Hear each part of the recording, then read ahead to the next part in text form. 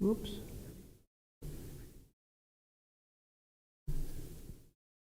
Mine's not voting. Why it's not?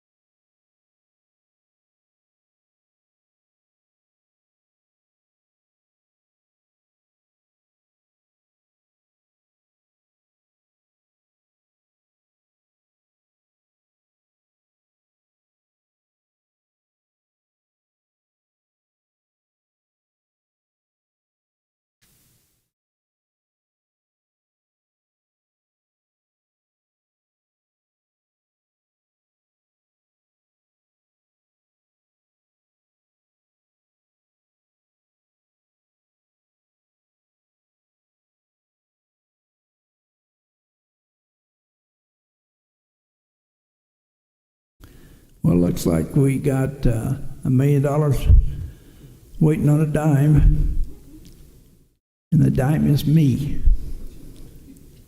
And you're the $1 million operation out there.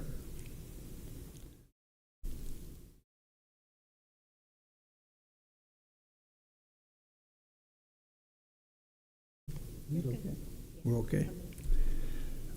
Okay, minutes were adopted unanimously. Thank you.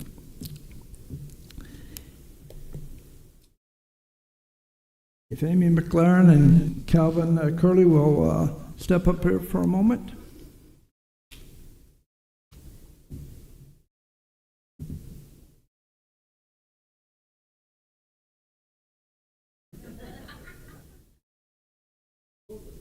Both of these people are very deserving.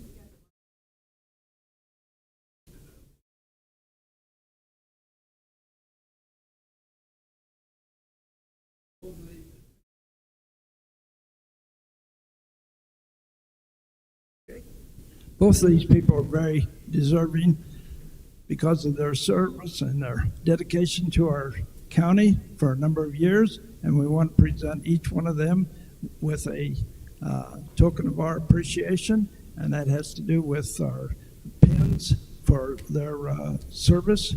And we have a 20-year pin for Calvin Curley here, and I know what service he has given because I worked with him when we still operated a nursing home over there in the West Peoria area, and he did an excellent job over there. So Calvin, we really do appreciate all of your hard work, and you're doing an even better job down here, to say.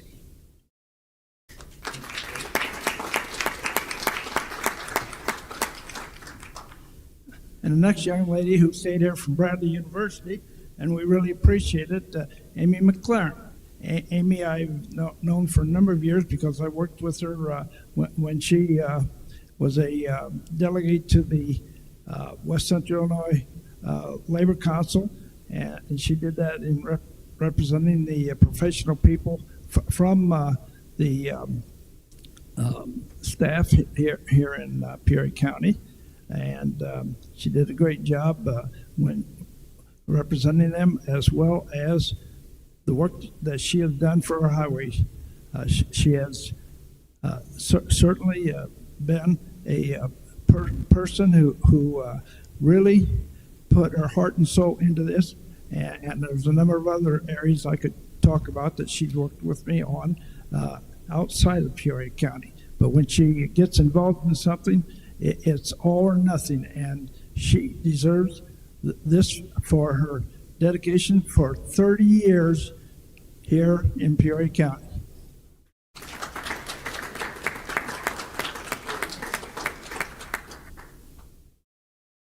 Do either one of you want to say anything? I'm good, thank you. Thank you.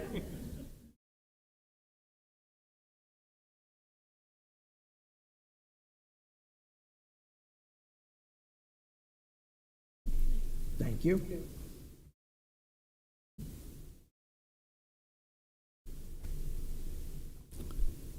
All right, next order of business, we'll get into the informational items. The first one, Brian Johnson, we haven't seen for a couple months. Brian, you've been pretty busy down there in your capacity and so forth. So it's all yours. Thank you, Mr. Chairman. My apologies for missing last meeting. Summers are extremely busy, as the Highway Department knows. Summers get real busy for anything public works related. I look at the June minutes in your packet and think that was a lifetime ago, but it wasn't that long ago. A couple items on there just to highlight. We did update our pretreatment, our federally mandated pretreatment program, passed that ordinance, shipped that off to US EPA to close out that review that happens every 5 years. Approved sewer extension in partnership with the city of Peoria to extend sewer service out to Haven on the Farm on 150 and annex the Frostwood Apartments into our service area. So happy to answer any questions, but that's the summary of June. Anybody with questions for Brian? Jim? Brian, not to put you on the spot, but I think it'd be important for the understanding of the board for you maybe to just touch base on the consent decree that everybody had entered into and the city talking about, even though that's the city's portion of the stormwater utility, that really doesn't affect what your plans were already and that you've implemented your plans. So just for the understanding of everybody that doesn't know, where the city had mentioned with the stormwater runoff and the combined sewer overflow, their green infrastructure plan was not going to hit the targets that it needed to, so that they might have to go a traditional gray route with some interceptors down at the river, which would be large, massive containment units. But people will, when they see things or hear things, they might think that they don't understand the difference between the city of Peoria portion and then the greater Peoria Sanitary District portion. So not to belabor things, but I just think maybe just quick highlights. Sure, I'll keep it. Or not highlights, but Keep it very brief. So when the consent decree was signed between US EPA, Illinois EPA, City of Peoria, and GPSD, City of Peoria and GPSD had our sections segmented out. So City of Peoria had a lot of green infrastructure, which is the subject to the recent news articles. Our section, however, and all of this is on our website, the consent decree is, as well as monthly dashboards that shows how we're progressing with all of our projects. It's all online. If you need a link, let me know. I'll provide that link. We update it every single month so the public knows exactly where we're at. But yeah, all of our projects were gray in nature, making pipes bigger, providing additional pipes to try to get more water from the city's combined sewer system to the large interceptor pipe. We call it the riverfront interceptor, which runs along the riverfront. So all of our projects are underway. We're actually a little ahead of schedule on many of them. And Spring and Caroline Street is coming to a conclusion here pretty shortly. That's a lot of the sewer work going on down there. And then South Street, which is the next project, actually bids come back tomorrow on that project. So yeah, we are ahead of schedule on all of our projects. Does anybody else have a question or comment? Betty? Okay, hi. I apologize. I haven't been keeping up with the lead project that's been going on in the city. I don't know if you're the one who we could ask about. Are you able to comment where we stand with that? The drinking water lead. The Yes. Lead, so that's on the drinking water side, which is on Illinois American Water side. But I know they do, are in the process, not to speak for them, but in the process of changing out a lot of lead pipes in the area. So is it good to drink now, or are we still in that? You'd have to ask the water company to see where Okay. they're at on the progress. But All right. yeah. Thank you. Anyone else with a comment?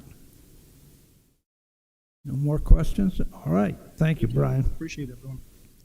The next one is not on the agenda, but I'm going to call on Kyle to bring us up to date, because we've been hearing a lot of things in regards to our Health and Human Services building out there on Sheridan Road, and he has got some information for us. Thank you, Mr. Chairman. Good afternoon, everyone. So I was out there again this afternoon for several hours, continuing to look into some ongoing issues at the Health and Human Services building. As of right now, I would say really there's kind of three main things going on in my estimation. One of them continues to be the HVAC issues. Initially, RTU 1 was having substantial issues conditioning the building and keeping it where it needed to be. And that really was the catalyst for bringing in the temporary cooling units and the temporary gensets. That temporary HVAC equipment has not run for several weeks at this point. They did some reprogramming on RTU1, and that seems to be operating as designed. So that's the good bit of news. On the downside, RTU number 3, which up until this point I'm not aware of them having any significant issues with it, it failed at some point over the weekend. Technicians have been in, they have looked at it. It appears to just be a blown fuse. The fuse has been ordered. I don't have a delivery date for it yet. And so that is really, that's a smaller unit that really conditions a lot of that ground floor space that's occupied by the coroner's office. And so as you can imagine with the outdoor temps today, it's getting pretty uncomfortable in that space. One of the other issues that has arisen in the coroner space is there continue to be some, it's rather unpleasant, but there's no other way to put it. There continues to be some scent issues in that space, which again is not ideal if folks are trying to work and conduct their business in that space. So River City has been involved in that. The designers from Farnsworth have been involved in that issue, and that is currently being studied. I think there are a few different avenues they're looking to potentially go to remedy that situation. And then really a third issue that seems to have come to light recently, and I think really this particular issue has to do with perhaps more just teething issues of, again, trying to figure out exactly how the new building is going to be used. And there seem to be some building automation system issues. And again, a lot of that revolves around the coroner and his staff. Again, that's a 24/7 operation, operates a bit differently than some of the other building users. They need access to the building at all times of the day, 365 days a year. And so there have been some building automation system issues just related to the alarms and doors being locked and them being able to get where they need to be able to get to at all times of the day. And so, again, these are issues that have come to the forefront recently, and again, will need to be addressed by some of the county's partners that were involved in the initial design, build out, and implementation of that security system. So with that, Mr. Chairman, I would leave it. Certainly could attempt to answer any additional questions that you may have.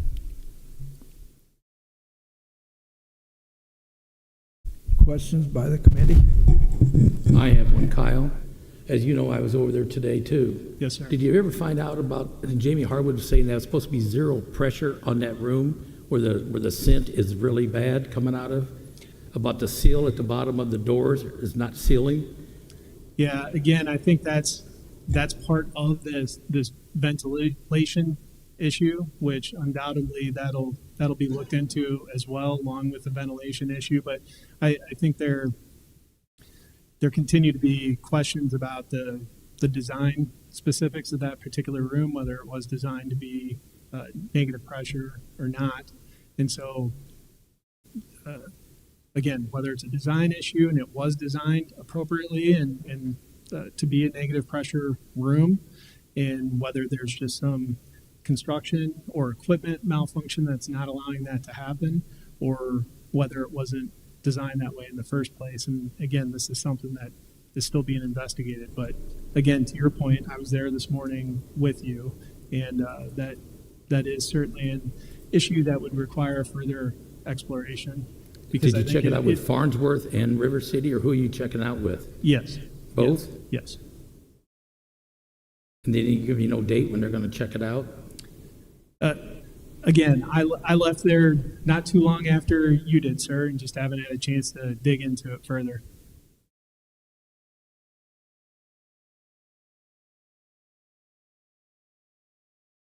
Anyone else with a question? Paul? Thank you, Mr. Chairman. With auxiliary air conditioner, can you use that then over in the corners if that one's down? Possibly. And what I that's a non-answer, I know. Let me explain if I can. The situation is different with the coroner's office because the temp units are plumbed in through simply removing windows. So I think we need to, the temp units are plumbed in right now through second floor windows. And so I think we need to be careful about plumbing those temp units into the coroner's space, given that it's a ground floor facility. Sure.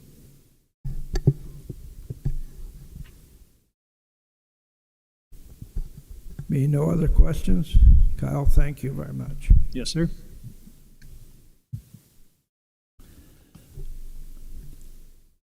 Next on the agenda is our facilities master plan. Melissa is going to inform us on some of the matters relating to this.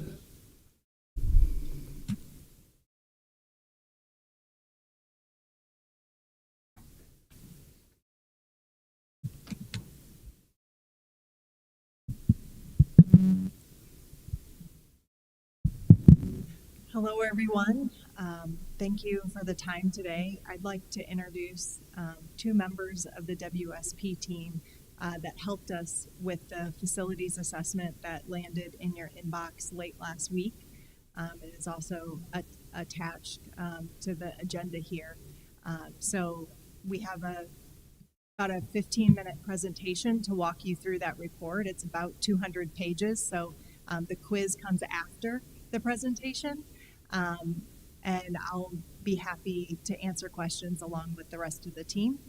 So I'd like to introduce Nanette Galvin and Fatima Flores from the WSP team to tell you more about it.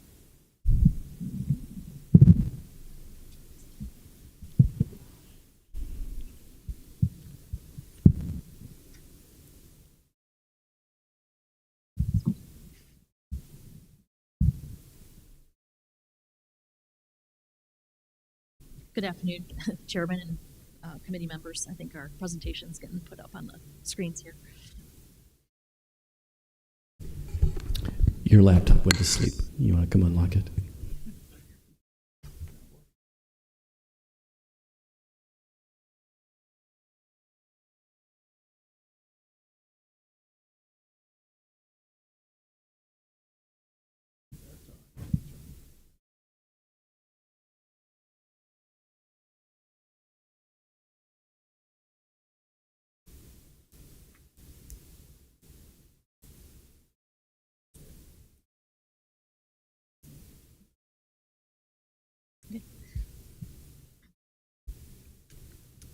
Okay, thank you for the opportunity for us to present to you today our findings on the facility condition assessment report that we put together.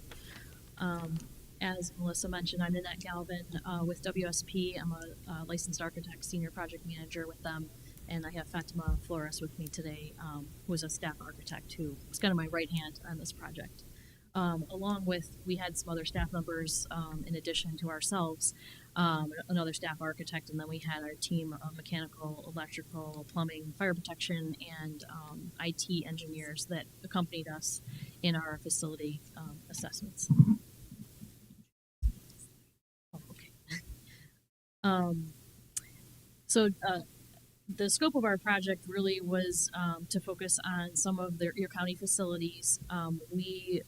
We were asked to look at a collection of facilities. The ones that were not included are largely either new facilities or ones that are in the various stages of planning or renovations as we speak. So the facilities that we were asked to take a look at were the courthouse building, which we are all sitting in today, the juvenile detention facility, the Gift Avenue complex, PCAPS, Election Commission, the Emergency Management Agency, and the County Highway Administration building. Some of these facilities had multiple buildings on site, and as we get into our presentation here, we'll highlight which facilities on those particular sites that we took a look at. Next. So when we do a condition assessment, we use a rating scale when we go out to service or to review these facilities, and our ratings range from 1 to 5, 1 being poor, 5 being excellent. You'll note as you look at the report that we have none that are listed as 4s or 5s. Really, you wouldn't get those unless it's a brand new facility where you may or may not have any issues, as the previous gentleman talked. But the ratings for our facilities that we reviewed are up there on the board, so they all range between the 2 and 3. We evaluated them on many different parameters, ranging from the shell, the foundations, the interiors, the site, and ADA accessibility issues, as well as all the mechanical, electrical, plumbing, fire protection systems within those buildings. Next, please. So for the courthouse, when we reviewed this facility, we gave it an overall rating of 3. Mainly, one of the observations that was made over and over again in this facility was the aging HVAC systems, and our recommendation for replacing them, more from a standpoint of A, being that they're aging, and B, being that with newer systems and the technology that's out there today, your facility can run a lot more efficiently and cost savings can be realized. In addition, there are some accessibility issues in some of the toilet rooms, which range from protecting the piping underneath the lavatories to the ADA accessible stalls not having proper grab bars and spacing requirements. There's also a need in this facility to have a generator that could potentially back up your emergency functions like your HVAC systems. So that was a need that we saw that was lacking here. We also identified on the exterior, some caulking deteriorating around the windows, which impacts your airflow and air tightness of your building. But we understand that is an ongoing project as we speak. And then when we were out here for our assessment, the freight elevator was in need of service. And our understanding is that you have proposals in hand to get that addressed. I want to note for this facility that we did not review the roof because our understanding is it was recently redone. And we also did not take a comprehensive look at the site because that is also under a separate contract and being worked on as we speak. With that, next facility. The juvenile detention center, that one also we did not take a look at the roof because that has been recently redone. The site as well has been recently renovated, so that also was not part of our evaluation. What you'll see for many of these facilities that will come up over and over again is the recommendation for the replacement of some of the major HVAC systems. Again, they're aging systems and in need of repair, and they're not running as efficiently as a unit today could run. There's this entire building really could use a good tuck pointing because there's many areas that have seen some cracking, and our understanding is the jail across the street has recently undergone a tuck pointing job, and it's just, again, it's a way to maintain your facility and alleviate the potential for water infiltration issues in the future. We also had some accessibility deficiencies in some of the toilet rooms, and many of the doors in the facility get a lot of heavy use. So in some cases, replacement would be recommended. In other areas, it just needs to be some new hardware and repainted and with a more durable coating. So with that, we'll go to the next. The Gift Avenue complex. So at the time of our evaluation, this building was still occupied by the coroner's office and by the Child Advocacy Center. Our understanding is it's been vacated now since May of 2025. Many of the building systems, or one of our recommendations now that the building is vacant, is to put the building systems in a vacant mode, and the report goes into greater detail on how that might be possible. But in putting it in vacant mode, it keeps the building at least falling under disrepair while it's not in operation. Because many of the HVAC systems in this facility, again, are aged. The roofing is in bad shape and needs some replacement. There's some water infiltration issues. The canopy on this building also, has a lot of deterioration and could use some repairs. There's a lot of cracking in some of the masonry walls as well. Those are just some highlights. So one of the recommendations we have for this facility is we're not sure, we don't think that repurposing it for the county use would be your best case. So your best case may be to either donate or sell this property. Next, please. PCAPS is another facility we took a look at. This facility or site has several buildings, or a few buildings, but we were tasked with looking at the kennel facility. Again, HVAC systems are a highlight here. The vertical control, there's kind of the vertical control joints in the masonry. It's a masonry building. Either are lacking or they need to be touched up. And mainly we see, typically in a new building, masonry building, you'd see control joints at doors and windows. Again, it's to help with movement in the building, and we feel that that's a reason for there being some cracking being seen. There's also some floor coating deterioration in the kennel. Now, understandably, that those areas I'm sure get hosed down quite a bit. So I think, putting a more durable coating in those areas could be an easy solution for that. And then there's also some canopies on this building that are kind of pulling away from the wall and kind of creating some masonry issues. So that is another thing to address. Next.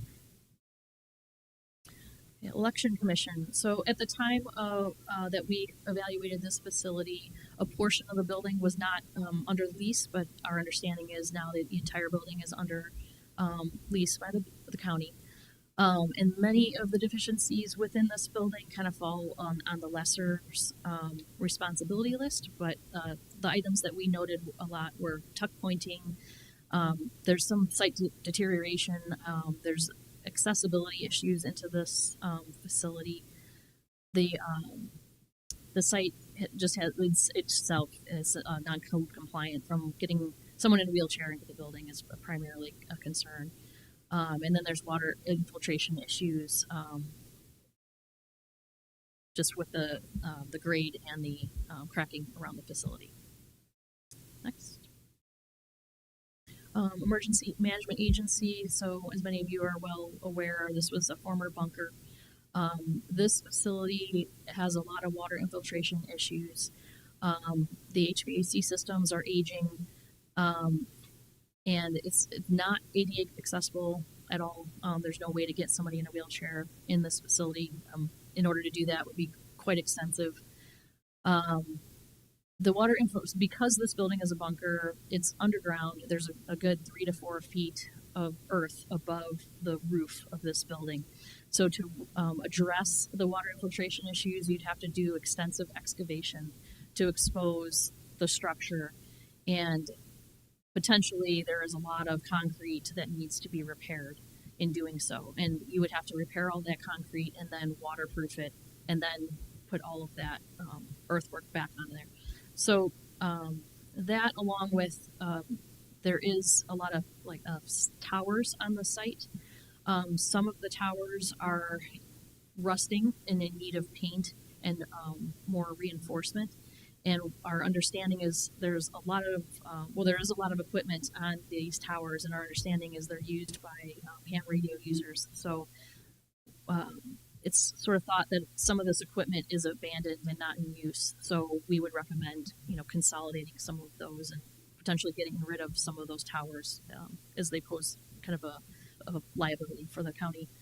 That being said, given that this facility needs so much attention and probably a lot of dollars per square foot to remedy the water issue, as well as our understanding that the staff has actually been relocated and this is only used in a perhaps a storm event or a major event, our recommendation would be to vacate and demolish this facility and perhaps move the functions elsewhere. Next. Then the last facility we're going to highlight is the County Highway Administration Building. There's several facilities on this site, but we focused just on the admin building. This sort of has a unique issue where the grade around the building is kind of right at the top of the foundation, and it has potential to pose a lot of water infiltration issues here. So one of our recommendations is to kind of regrade away from the building to hopefully not have that issue in the future. The parking lot itself needs to be repaved and milled and restriped because it's in deteriorating condition. The toilet rooms have some minor ADA issues. We had also noted the replacement of some of the HVAC systems, and our understanding is that the furnaces are currently in progress and being replaced. Next. So to summarize, our some of the issues we see over and over again when we do assessments like these, it always comes down to deferred maintenance and HVAC systems aging. So one of the things that we always sort of recommend is the preventative maintenance. It really goes a long way and really gives you a cost-effective solution. And the time savings that are realized with resolving these issues are paramount. Again, comes down to cost and helping you save costs over time. With that, I'd like to commend the board on recognizing the need to address these issues, the county's, with the county's aging facilities, and being proactive in taking these steps will increase the longevity of your infrastructure over time. Especially as you serve the residents of your community. Thank you.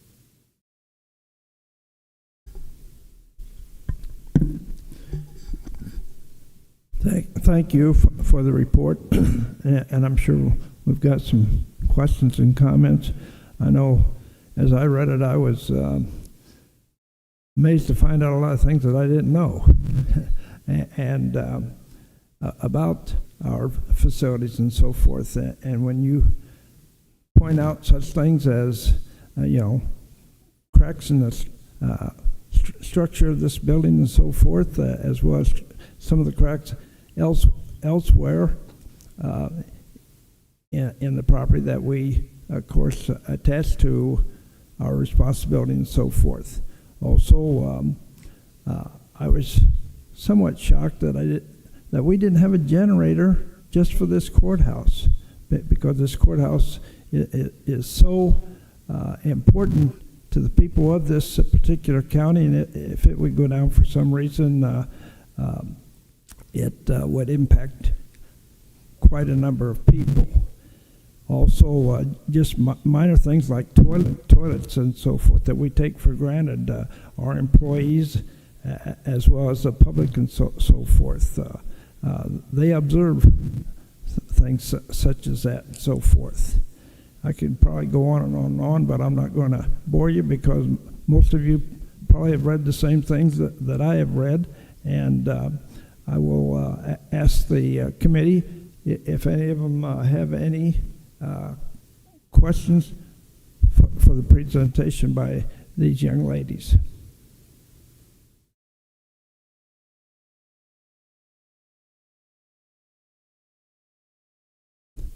Matt? I guess the only one I got, why is the election, or maybe it's for Scott, why is the election commission on there on a building that we don't own, and we kind of know a lot of the obvious problems anyway? So when we awarded the contract to WSP, that was before, or about roughly the same time or a little bit before you approved the lease for the other half.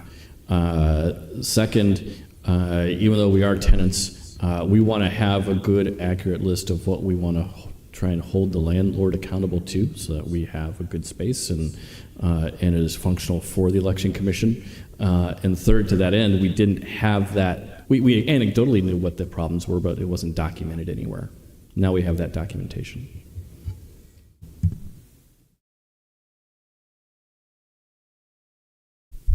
Other questions or comments?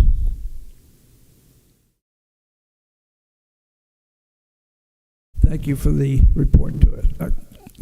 Hold just a moment, Jimmy. A couple different things. So I have this, not smaller document, but that's a smaller, wasn't there a larger one?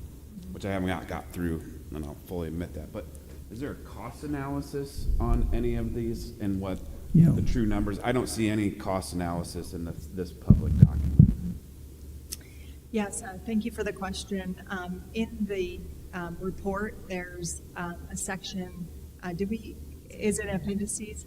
And that's rough order of magnitude costs on some of the high-level systems that Nanette just addressed in the presentation, like, let's say, HVAC systems in the courthouse. It is not exhaustive of every item you see in the report. Design has 5 phases, and the first is programming, and the last is construction administration. And we're not to the programming phase yet.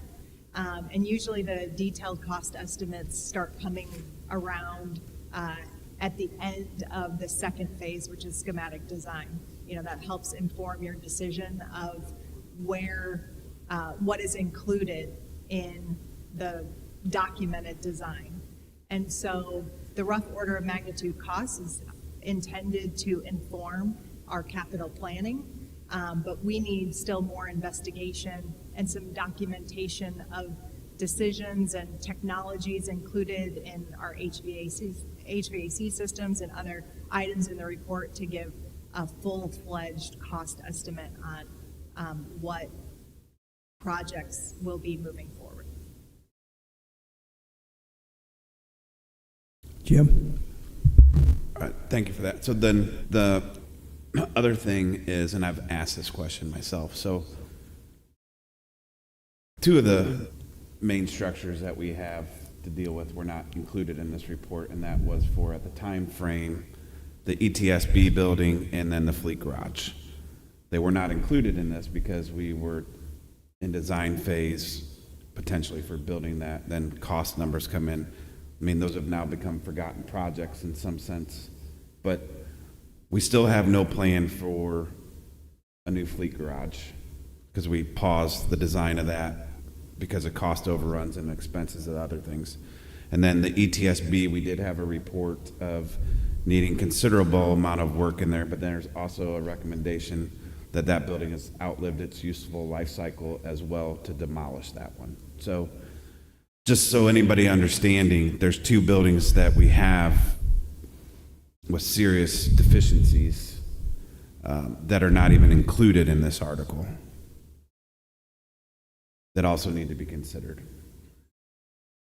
Thank you for that comment.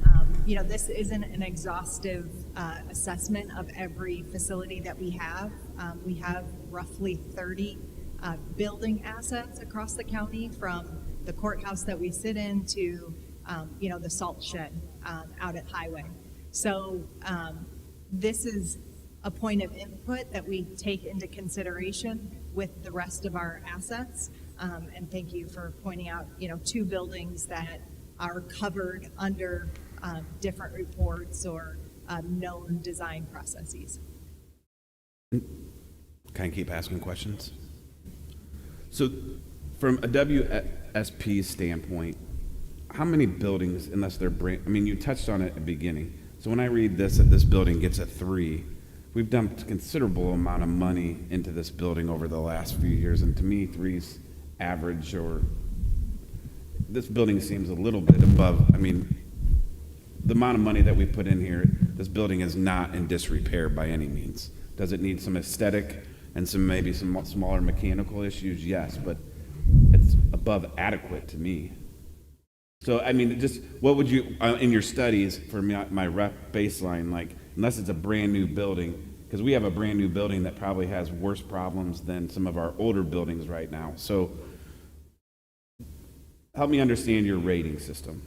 Sure. To further go into our rating system, we take into a lot of items into consideration, from foundations to, through everything else. And I see what you're saying, because, we walk through this facility, you don't feel like there's any major deficiencies, but things like the HVAC systems aging in a facility of this size, there are a lot in the of one of the appendices of this report. It outlines absolutely all the systems. And so given the size of the building and the amount of systems that are in this building, those aging alone kind of tip that scale a little bit closer to 3. We're not really basing it on aesthetics. It's more the function of your building systems, which is kind of the heartbeat of your facilities. So I would say that was probably a driving factor for the 3 on this particular facility. And so this probably wouldn't be a fair question for Melissa or Kyle, but Scott, so basically, would it be a fair assessment, not aging myself for being around here for so long, consistently in this report, it talks about our outdated control systems from an energy efficient standpoint. But I also keep thinking that it hasn't been that long that we entered into a performance contract with Johnson Controls to put in new controls and HVAC upgrades. So basically, that whole performance contract from 20 years ago is basically obsolete at this point. Well, Mr. Dillon, your aging of the project with Johnson Controls is correct. It's roughly 2 decades.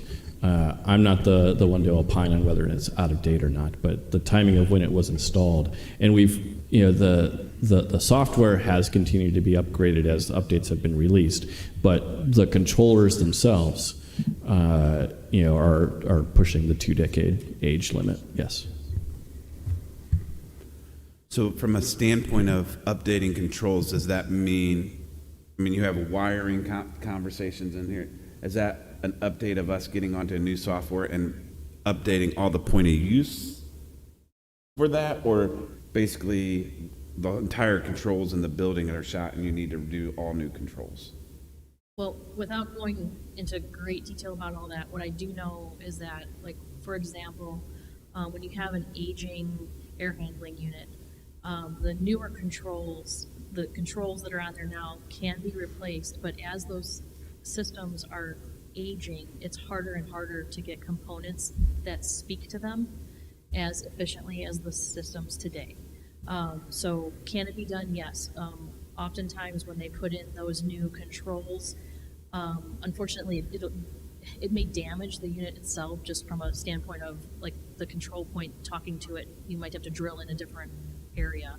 It's very rudimentary, and I'm not an electrical or an HVAC person, but I do know it has something to do with the controls and the connectivity and how it speaks to an older system as compared to a newer system that might be more efficient. So if you have that mix, that's where it becomes a little difficult.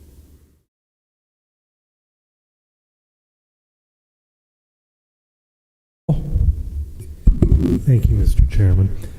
What's the lifespan for these HVACs when they're put in new? How long do you expect them to last?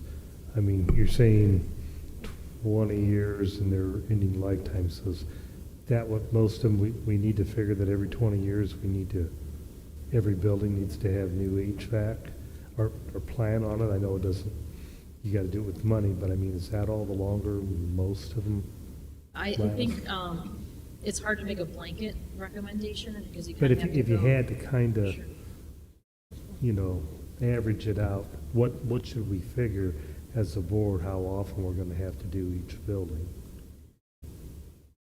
I would say from a major system standpoint, if you have regular maintenance on these systems, 25, 30 years. I mean, the systems today are getting more and more efficient. But I'd have to probably get a better answer from our HVAC person to give you that. But I think in general, 25, 30 years.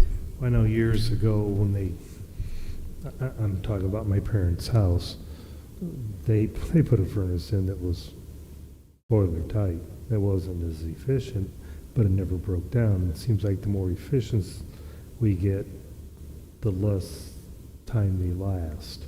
They seem to wear out faster, or the electronics and the components seem to go out faster. So are we really saving that much by the time we have to keep putting new ones in? I know they're more energy efficient, but are we saving money by doing that, or are we better off just fixing our old ones up? I think, with all these systems, there comes a time where it gets harder and harder to get the parts, and then you're getting like aftermarket parts or refurbished parts, which can definitely be utilized when you need it. But I think that it just comes down to, the availability of parts, unfortunately. We all see that with our appliances in our homes, as things get aged, it gets harder and harder to get them repaired. Yes.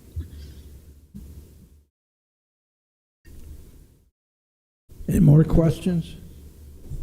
Danny? To Jimmy Dillon's point, that gift to have in your home, why, if we're going to demo it, why wouldn't we either try to sell it first or gift it to somebody and let them bear that expense instead of the county?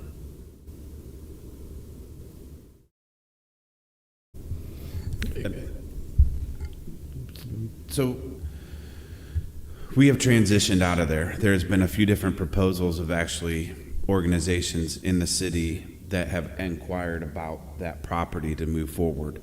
So we were basically trying to, correct me if I'm wrong, and this was Administrator Sorrell, we have not made a decision on 100% to demo that property, or originally the thought had been maybe demo it, turn it into housing, develop that property.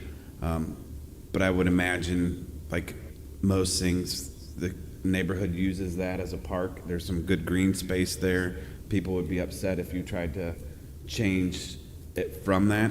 There has been a couple different agencies that have approached us asking what are our plans for just that asset, but I don't think we have, as a county, have gotten to the point of where we've actually to put out an RFQ asking for those plans. But I think that this is getting, everybody that has asked about that property is basically asking for a report like this, saying what is the assessment of the building and the needs of the building, that if I would take it over or buy it, how much money am I looking to put into it? So now that I think we have this and can actually show those organizations that have inquired about it, it would at least give them some information to do their due diligence whether or not to proceed with it.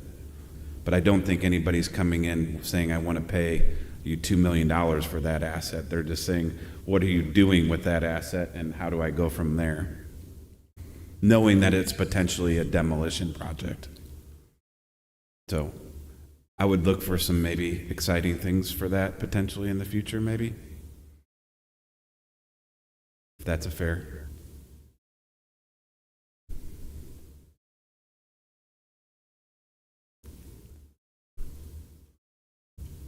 I got one last question. Go ahead.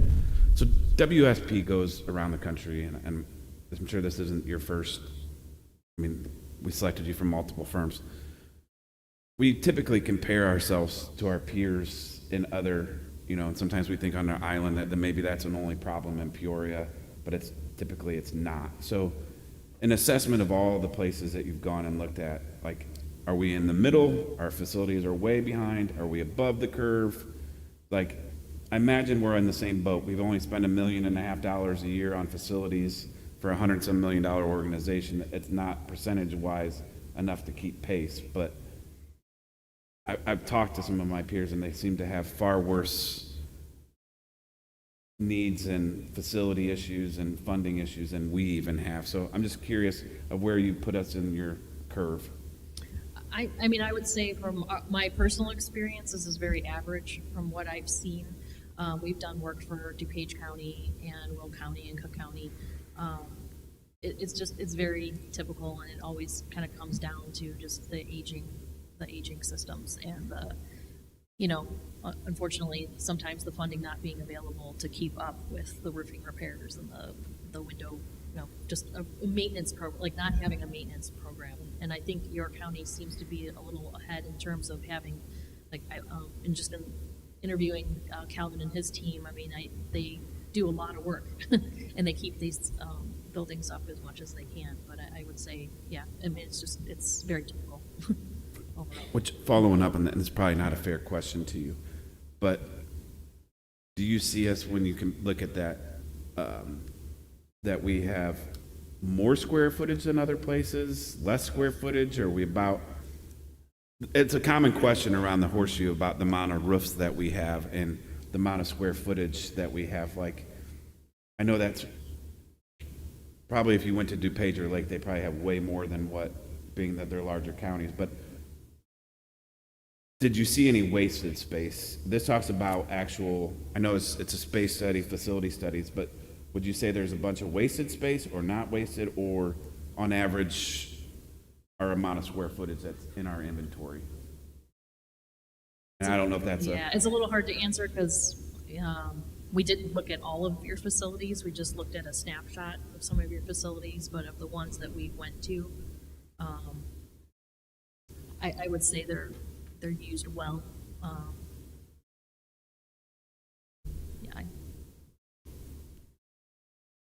Sorry. No, it's a hard question. I mean,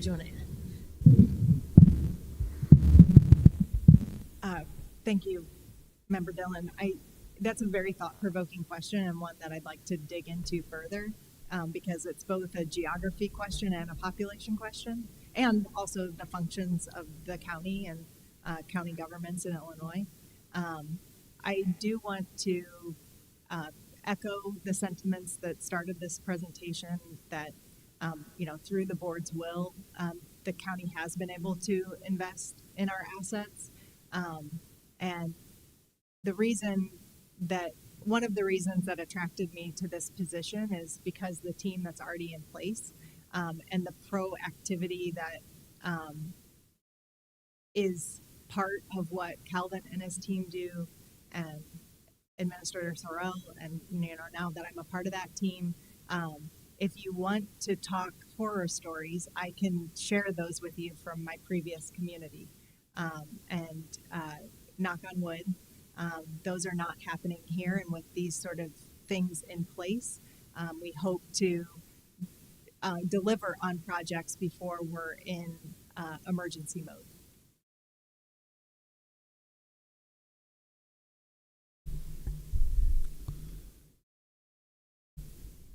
Melissa, pardon me, Marcy. Marcia. I was thinking Melissa over there. Okay, so being new to the board, I just feel like I have a couple things that I'm thinking about. With the statements that Matt made about the leasing of the election commission, I totally feel that was right on point. And then also we have these other buildings that we're talking about possibly demolishing or repurposing or whatever, is there a thought in there?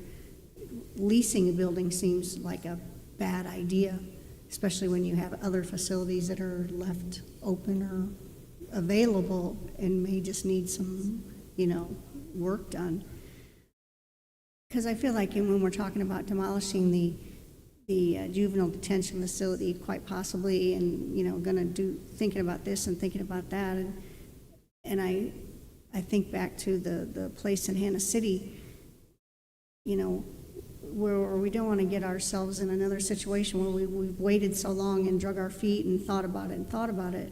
Well, now it's at a place where we spent so much money and we can't get rid of it because it's a huge liability. So that's all I really had to say, but it just kind of made me think of those points. Thank you. Thank you. Is there anyone else who has questions or comments in regards to this situation? Thank you very much. Thank you. We appreciate it.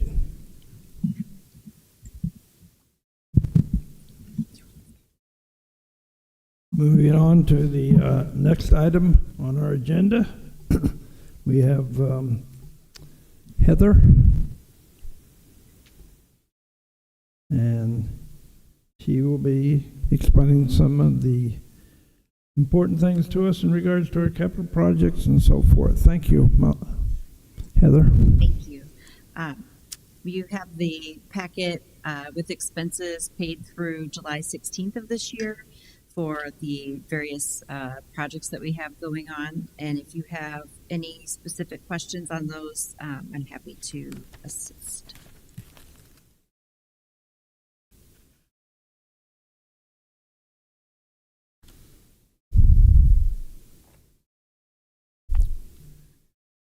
No one has any questions? Thank you, Heather. Okay, thank you. Next item on our agenda is Jeff with the audit that had been made in regards to the townships and so forth. Thank you, Jeff, for coming back off your vacation. Absolutely.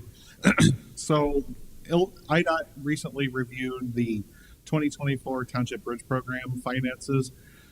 Township Bridge Program, as a reminder, is the funds we receive from the state that can only be used on township bridges for their design and construction. So IDOT reviews them every year along with our MFT. We recently received this report saying we are in complete compliance, and they asked us to report it to the board. Any questions or comments? Thank you, Jeff. All right, we'll get into our resolution. We have two resolutions. The first one, need a motion to put this on the floor, has to do with our project out on Smithville Road. Motion by Betty, seconded by Terry. All right, so several years ago, we had a complaint about a sinkhole in a yard at 8906 Smithville Road. The county installed a very deep, basically a storm sewer system made of corrugated pipe. It goes underneath two driveways and underneath these people's yards. We designed a project several years ago. We estimated about $400,000. We had some concerns about destabilizing Smithville Road due to the depth of the culvert. And then priorities started taking more high priority projects like Maxwell Road Bridge and other bridges took priority, and this kept getting pushed back. Since then, we've done a couple successful cured in place pipelining projects, and we decided that this is probably a good time to do one of those projects on this area. We solicited for bidders, and we had 3 bids come in. J.C. Dillon from Peoria was the low bid at $29,751. This project will go very quick and with minimal disruption to the people who live there, and it'll solve the problem and some liability for the county.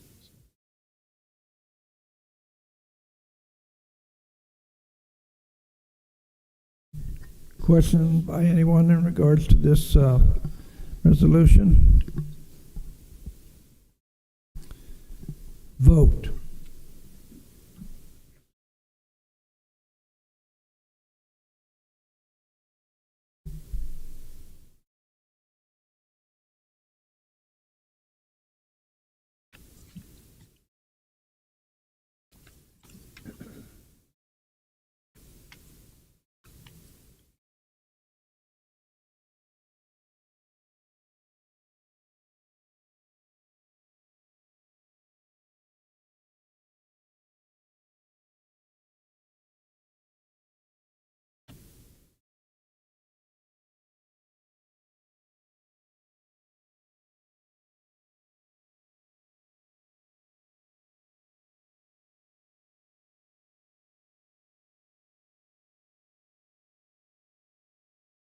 Motion carries unanimously, 8-0. The second resolution that we have before us has to do with the safety, that somewhat used to be done by our city, but because of their problems and so forth, we had to go outside and take a bid on this, so we need a motion to put this resolution for our markings on the before the committee. Motion by Terry, seconded by Jim. Thank you, Mr. Chairman. As you alluded to, the city of Peoria, through an intergovernmental agreement, does the striping for the county highway department. Their machine went down last year, and it's still being repaired. We wanted to make sure that we had some stripes on the road, especially in areas where it's very dark in the evening and during inclement weather. So we're hoping that the city will get their truck back up and running, and we won't have to go out to bid again.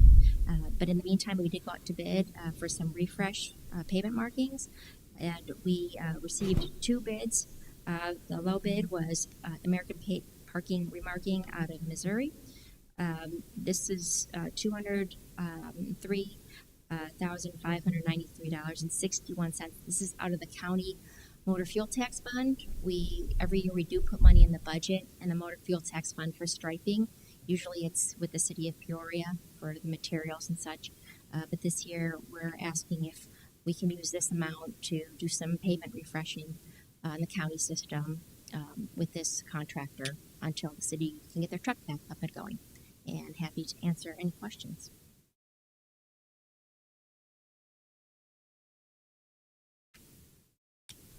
Any questions for Amy? Matt? I know this may sound funny, but do we have any accountability to these guys to make straight lines and equal lane sizes? We will go with the pavement marking crew, make sure that we get that. And you're welcome to come out and help too.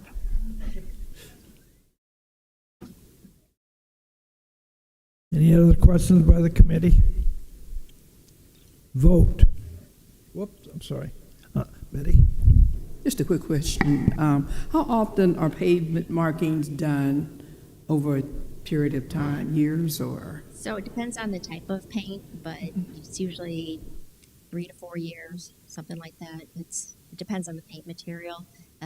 Some of it's more susceptible to snowplows peeling it up, but we like to every couple years to freshen it up.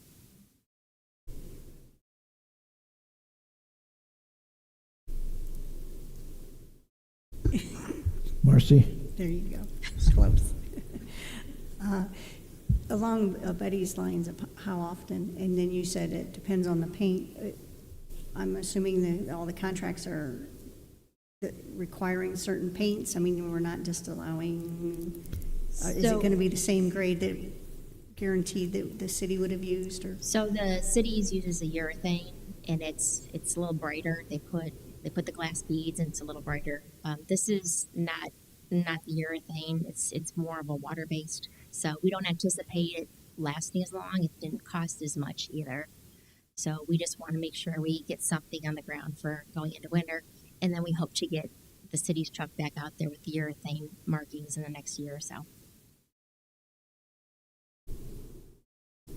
To that point, Amy, maybe let them know what the second bid was for. The second bid was almost $500,000, wasn't it? $499,800 and some dollars. Yes. you got to be careful. Some of these people try to jab us a little bit. We got to keep track of some of these people that sent in such a high bid when this other company, who was outside of St. Louis a few miles, Union, Missouri, we didn't know where it was. But we checked. We got it checked out for us.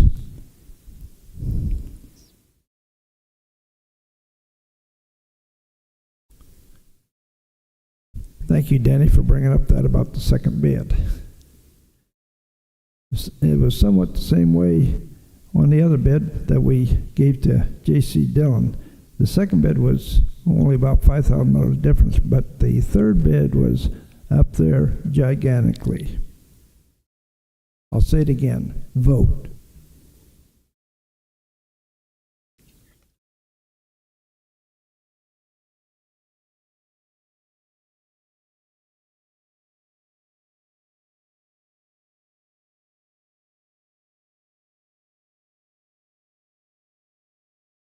And we have again unanimous vote.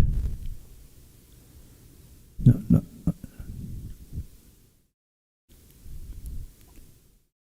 Did Wendy, you abstain from voting? Okay, my eyes are getting bad. I know my hearing is faulty, but I always thought my eyes were pretty good.